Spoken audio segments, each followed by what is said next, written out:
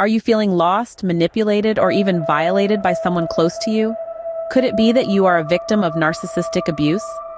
This is a question many of us may have asked ourselves at one point or another. But what exactly is narcissistic abuse? It's a form of emotional and psychological harm inflicted by individuals who exhibit narcissistic traits or have a narcissistic personality disorder. These individuals are often charming and charismatic, but they use these traits to manipulate and exploit others for their own gain. Narcissistic abuse can take many forms. It may involve belittling, gaslighting, emotional blackmail, or even physical violence. The victims often feel confused, anxious, and deeply hurt. They may start doubting their own worth, their judgment, and even their sanity.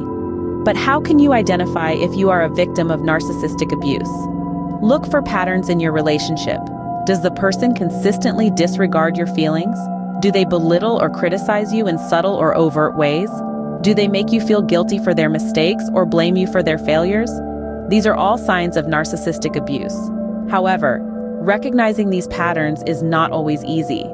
Narcissists are master manipulators. They can make you feel like you're the one at fault, or that you're overreacting.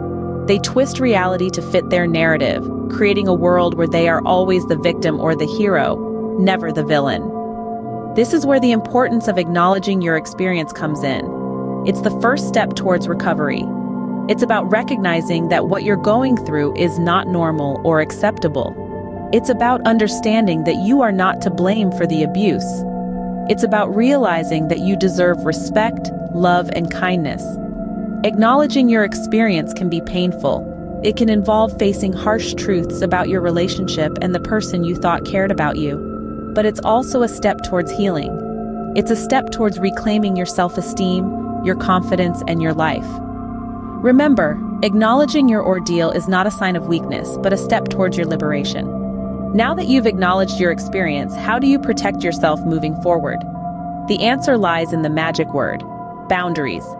Boundaries are your personal guidelines, the invisible lines that define what you will and won't accept from others. To protect yourself from further narcissistic abuse, it's crucial to set firm boundaries with the narcissist, which could even mean cutting ties completely. Asserting yourself may seem daunting, but remember, it's your right to do so. Communicating your boundaries effectively is key. Be clear and consistent in your message, and don't waver or allow yourself to be manipulated into crossing your own boundaries. It's important to note that maintaining these boundaries may require you to stand firm in the face of pressure or guilt tripping, common tactics used by narcissists. Remember, these boundaries are not walls to isolate you, but shields to protect you. Setting boundaries allows you to reclaim control and safeguard your mental and emotional health. You've acknowledged the abuse, set your boundaries, but how do you heal your wounds? Let's talk about that crucial third step in your recovery journey: self-care and establishing support systems. Self-care, dear friends, is more than bubble baths and a good book, although those things certainly have their place. It's about nourishing your body, mind, and spirit in ways that support your overall well-being. That could mean ensuring you're eating nutritious meals, getting regular exercise, and getting enough sleep. These fundamental aspects of physical health are often neglected during periods of stress and trauma, but they are essential to our recovery. Then, there's the mental aspect of self-care.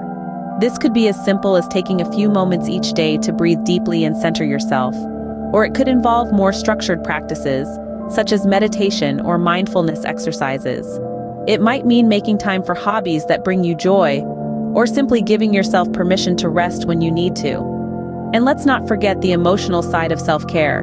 This could involve journaling to process your feelings, or expressing yourself through art or music.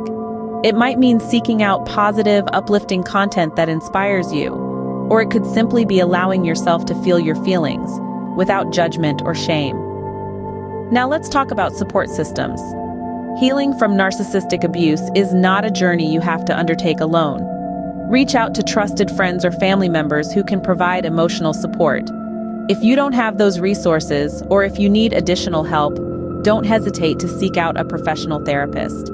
They can provide valuable tools and insights to aid in your recovery. Online communities can also be a lifeline, providing a space to connect with others who have had similar experiences. Just remember, the goal of these communities should be to lift you up and empower you, not to keep you stuck in a cycle of anger or victimhood. Remember, taking care of yourself and reaching out for support is not a luxury, but a necessity in your healing journey. You've taken steps to protect and heal yourself, but how do you rebuild your shattered identity?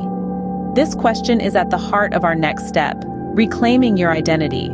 After enduring narcissistic abuse, it's common to feel disconnected from who you once were. It's as if the person you thought you were has been replaced with a distorted reflection made up by the narcissist. You may feel lost, like a ship adrift in a stormy sea. But remember, you are the captain of your vessel, and it's time to reclaim your compass.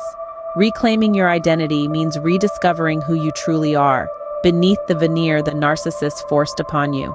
It's about peeling back the layers of their manipulation and distortion to reveal your authentic self. This isn't a journey you rush. It's a process that requires time, patience, and a strong commitment to self-discovery. Now let's talk about self-compassion. Sometimes the hardest person to forgive is ourselves. We may blame ourselves for what happened, for not seeing the signs earlier, or for not leaving sooner. But remember, self-blame is just another form of the narcissist's control seeping into your thoughts. Self-compassion is the antidote to self-blame. It's about treating yourself with the same kindness and understanding that you would extend to a friend in a similar situation. It's about acknowledging your pain, validating your feelings, and comforting yourself. It's telling yourself, I did the best I could with what I knew at the time. Practicing self-compassion can be as simple as taking a few moments each day to breathe deeply and remind yourself of your worth.